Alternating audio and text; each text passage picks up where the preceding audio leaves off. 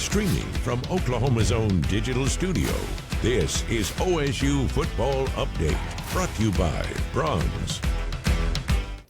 Hey everyone, and welcome into an OSU Football Update live from the digital studios here from Griffin Media. My name is Jeremy Poplin, and thank you to Brahms as well for helping sponsor all of our great football content. Well, we are just a few hours away from Oklahoma State taking the football field in what will be a very strange environment in Stillwater coming up on Saturday at 2:30. And that is, we get to see Oklahoma State football, or at least this version of it, for the first time in over 20 years without Mike Gundy as a part of the program. After the university decided to move on from Mike Gundy on Tuesday, that's after his Monday press conference and Monday night radio show, Chad Weiberg made the announcement to the assembled media at 3 o'clock in the afternoon on that Tuesday that this program was going to have a new face moving forward. It is a very strange time in Stillwater right now, and is one that the message is rallying of the fans, rallying of the troops, and all the alums that have stayed loyal and true over the course of their entire lifetime. So what will we see on Saturday? That's anyone's guess right now. Will we see a team that is motivated, that is attempting to play for their former head coach, or will we continue to see the same team that we've seen through the early season and early portion of the 25 season? A team that seems to be kind of waiting around for their quarterback Hoss Haney to get back off of the injury list and make another appearance for the Oklahoma State Cowboys. Now, word leaked out from Doug Meacham, and we'll hear that coming up here in just a bit, that Hoss Haney is getting closer and closer to returning to Oklahoma State, and we'll have to wait and see exactly what the continued time frame of that actually is. Speaking of Doug Meacham, for the very first time since Mike Gundy was let go, Doug Meacham met with the media on Thursday, and here's a portion of the comments from the interim head coach at Oklahoma State, Doug Meacham. Yeah, guys, unfortunately, we are where we are at this point. You know, owe a lot to Coach Gundy. He's hired me twice, right? Played with him. Legendary coach. Unfortunately, in this business, that's kind of the things that happen. If you do it long enough, it's going to happen. Unfortunately for us, it happened to be at this time, and learned a lot from him, and appreciate everything he's done for me in my life and my career. And that's kind of how I feel about Coach Gavin. Doug, what's been your message to the team over the past 24 hours? Really, it's just about having fun. All right, I want them to have fun. We've cut back a smidge at practice. Let's get rested. Let's take care of our bodies. Let's be strong in the fourth quarter. That's kind of been the message so far. And just want these guys to have fun because, in the day and age of what we're doing now, these kids have options. You know what I mean? It's not like back when I played, you were just kind of stuck with what it was. They have options. And not to say that we're not going to hold them accountable and work them, but at the same time, it's a sensitive time, and we want them to have fun, and we want them to go out there and battle and fight and just have fun as a unit out there this Saturday. Doug, 3 games in, you've had to deal with some dynamics, but have you found some things you feel like you can hang your hat on? Yeah, I mean, we've got a couple guys back healthy. Fields coming back is a big jolt for us. He's a top-notch back, and I think he can get through some little cracks and get small through there and do some things with football in his hands. And in turn, when you have a running back that can do those type of things, it just helps everybody else. It helps take the pressure off Zane. It helps take pressure off some of the receivers, is getting double covered and stuff like that. I think they roll in the box, so just having him back is a big part. Yeah. Mike got asked this a lot. How have you felt about the progression of Flores? Because he seemed to play pretty good in a lot of areas. Yeah, so, when you hadn't done anything, he has not played at this level. So when you get out there and you have the opportunity to play, you're just going to get better and better at it. It's kind of like learning how to play an instrument. You're terrible at first, right? You kind of know where the strings are in a guitar. I think I heard you on a guitar once. Probably. But obviously I didn't learn. But I think as you keep doing it, and it's hard, eventually the game slows down a little bit, becomes a little bit easier, the language is quicker, communication is better, and you just get better as you go. And that's our goal offensively, is to get better every week. Has it been difficult just kind of managing everything with all the potential distractions? No, not at all. My hats off to these kids, man. They come out with a good attitude. They practice hard today. As coaches, you can sense bad body language and people that are going off and holding court somewhere by themselves and that type of thing. I don't feel any of that. I think these guys are excited about playing in this game this weekend. I feel good. Hey, Coach, can you give us an update on Haney? Yeah, Haas, he'll probably be back in the next few weeks. He'll be on his feet next week, I believe, walking and doing some things and trying to get back. So he wants to play. So we're looking forward to maybe adding him in the next few weeks. How will you manage game day? I believe I'm right that you were up in the booth for the first three. Yeah, I'm going to be coming down. Will somebody else go up, or? We hadn't really discussed it yet. We're going to figure that out. I've got some really good people up there, and it's a little different now than it was when you had the iPads. It's a little different sending everyone up there to be an eye in the sky because everybody's watching the play on the sideline. So it's not to me, it's not paramount to have 100 guys up in the box. I think it's more important to have the guys down the field face to face with the players to communicate. Do you have an idea how you're going to manage Saturday, calling plays and being in charge of the whole team at the same time, kind of doing both? Yeah, I'll do both, and Todd will handle the defense primarily.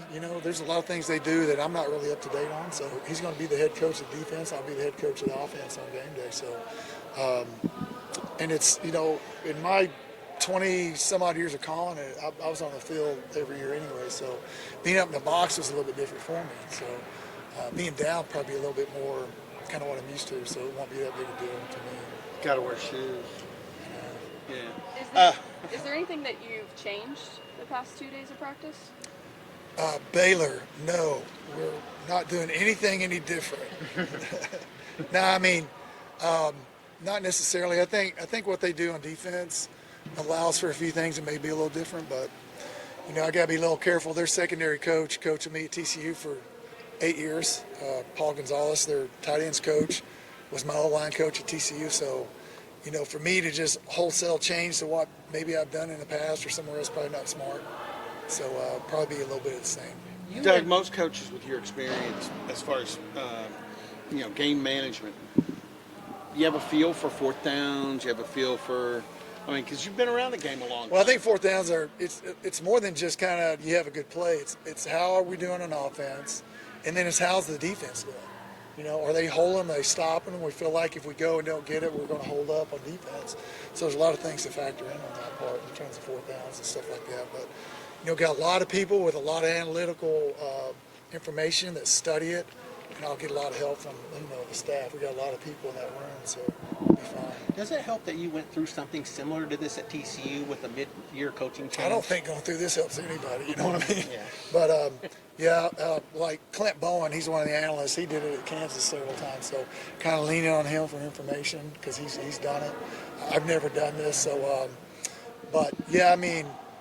kind of what happened at TCU, I wasn't in the same role I am now, but there's people that have gone through it, and Clint's one of them, so he's helping me a lot with this too. And he was actually the interim coach at one point, correct? Yeah, at Kansas, I think 2 times, maybe 3. I know twice for sure. Have you spoke to Mike at all?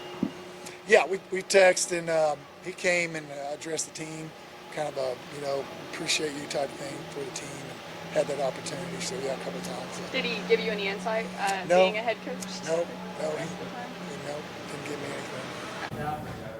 You notice there that Doug Meacham had mentioned that Mike Gundy and his wife had an opportunity to meet with the team. That did happen after the announcement on Tuesday. Several social media photos, I know one from General Manager Kenyatta Wright, also leaked out of Mike Gundy having that conversation with the football team. I think that's very important and also very good on Oklahoma State for allowing that to happen, especially after the tenure that Mike Gundy had.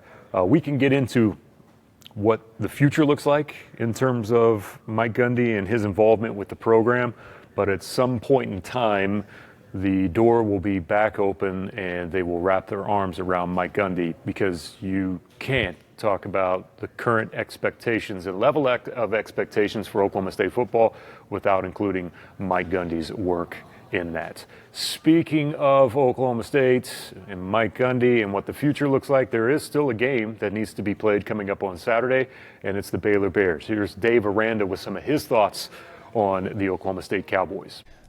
They're talented. I think you look at the game plans. They're pretty specific per the opponent. There's generally going to be a run of the day. Speaking offensively, they move the pocket around quite a bit. They use screens. There's some gotcha plays in there. They do. It's game plan specific. And then I think defensively have gone against this coordinator multiple times, and a lot of respect for him. Used to visit with him 3 or 4 schools back, and is a veteran, knows a lot of ball, is aggressive, has no qualms about being aggressive and pressure and all that. And so, it's going to be a challenge. They've got good skilled people, good length. Their front are guys that defensively they can take double teams, take 2 guys. And so, they're going to come out fighting. We're going to make sure we come out fighting too. Satisfy your sweet tooth with a Brahms Old-Fashioned Banana Split. Crafted with a delicious banana, split down the middle and filled with not 1, but 3 scoops of Brahms premium ice cream flavors. To complete this masterpiece, all your favorite toppings are poured on each scoop to bring it all together in a perfect harmony of flavor. Treat yourself to an old-fashioned banana split at Brahms, where every spoonful leaves you wanting more. Now, we haven't had access to the players since Mike Gundy was released, but we will have that on Saturday after this one is over. But Cam Smith did meet with the media on Monday afternoon. Some of his thoughts on how the season has gone so far. It's kind of more of like a clean slate. Coach Gundy and the coaches kind of, after we watched the film of the game yesterday, we kind of just put it behind us. Obviously learn what we can from that game and just try to do better moving forward. What's sort of the mood at the locker room like after a loss like that? Obviously we all was upset because, we're competitive. We never want to lose. It doesn't matter who it's to. Any loss, it hurts. And, we obviously know we're better than that. But, we was hurt in the locker room, but all we can do is just, move past that and show we're better going forward. Obviously, for us to be a good defense, we have to be able to, take the ball away from the offense and give it back to our offense. And going into this week, we're going to try to focus more on doing that.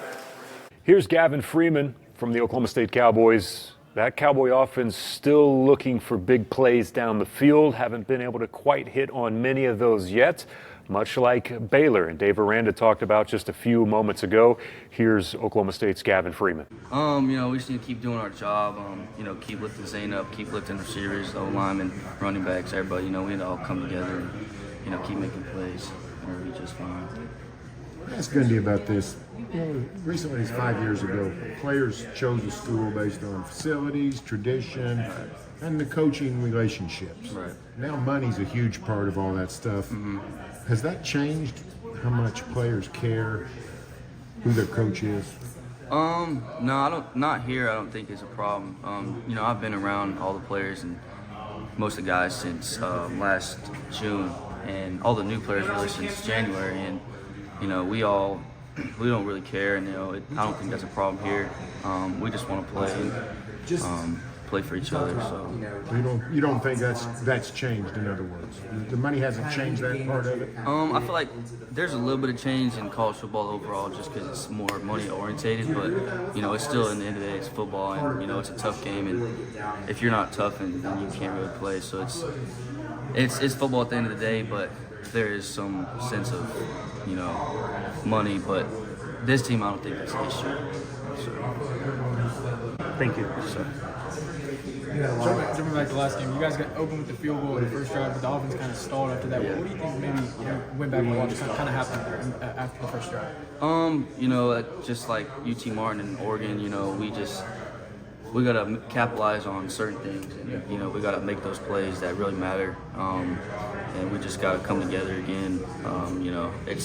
It's hard whenever it's not going your way, but you got to try everything you can to keep the offense going. The tempo seems a little bit more. You guys are playing up tempo a lot early in the game. Do you like that? Yeah, I love playing like that. Fast and you know, the defense a lot of times can't keep up because they're not used to that sort of like speed and everything. So appreciate it, Gavin. You know, more than anything, I think I'm just intrigued by what the environment will look like on Saturday in Stillwater, with the fans coming out, and especially the call to come and still be loyal and true and help support this team in a very difficult time. Still a lot of the season that's left, and plenty of time to turn this around if they can find a way to do so. So what will it look like on Saturday? And how will this team perform with an extra set of expectations that are put on them and pressure now since their head coach has been relieved? We've got much, much more to dive into over the next couple of weeks, including at some point early next week, we need to look at what is left of the recruiting class as guys continue to decommit left and right. We've had several of those here in the Tulsa market that have done so, including Katie Jones, the running back from Jinx. But until then, we'll see you next time here live from the Digital Desk. I want to say thanks to all of our great sponsors, including Brahms, for helping make sure that our Oklahoma-owned sports YouTube page is looking great and fantastic. Make sure you stop by Brahms on your way home from any local event. And hey, if you're on your way to Stillwater or leaving Stillwater on Saturday, always keep Brahms at the top of your mind. We'll see you next week. We'll break down recruiting class and also their performance against Baylor on a Saturday, the next time we see you here live from the Digital Desk on the OSU Football Update. Thank you for watching this Oklahoma's own Digital Studios sports presentation. Stay with News on 6, online and on television anytime for the latest news, weather, and sports. Thank you for watching this Oklahoma's own Digital Studio stream. Stay with News on 6, online and on television anytime for the latest news, weather, and sports.